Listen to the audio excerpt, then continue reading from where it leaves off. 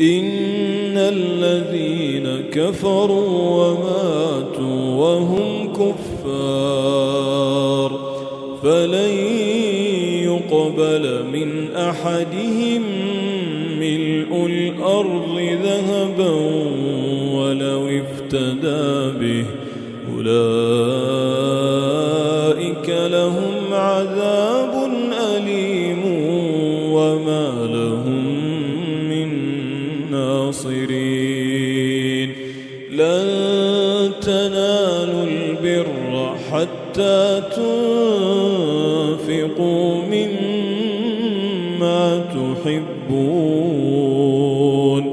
وما